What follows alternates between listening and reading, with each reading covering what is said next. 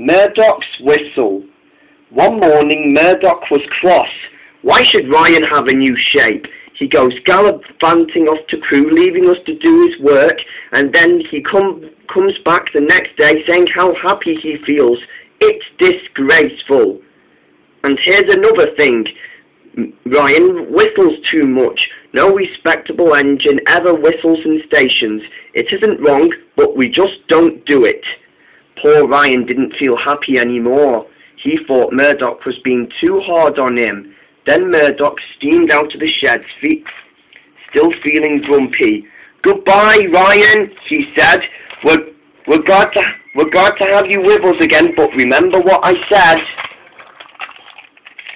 Both Boko and Rosie felt sorry for Ryan.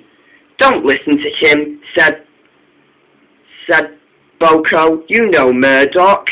We're glad you're home," said Rosie, "and I like your happy whistle." This made Ryan feel better.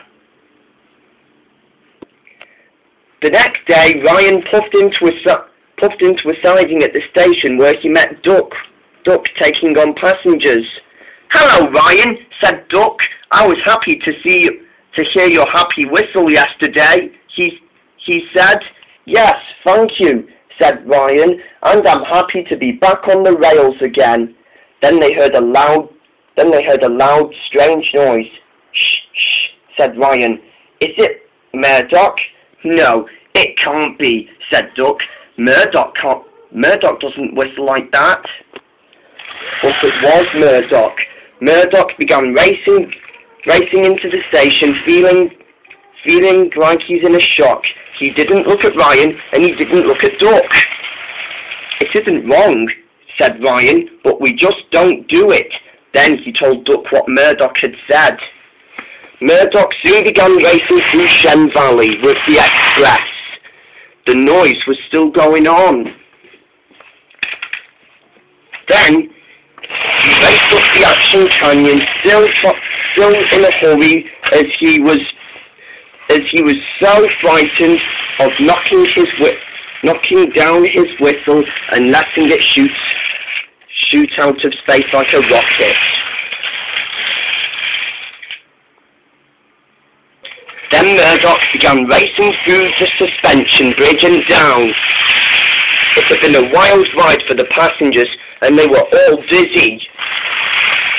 At last he reached Wellsworth Station, and the noise was still going on, and the Fat Controller even had his ears held.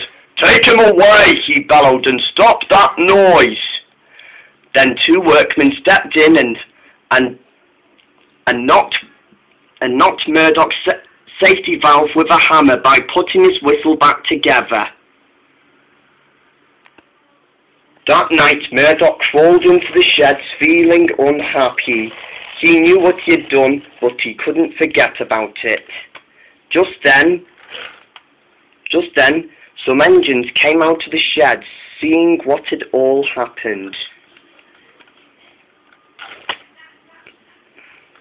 Then they all whispered. "It isn't wrong," they were saying to no one in particular, "but we just don't do it." Then they did a quiet chuckle. Murdoch pretended that he hadn't heard.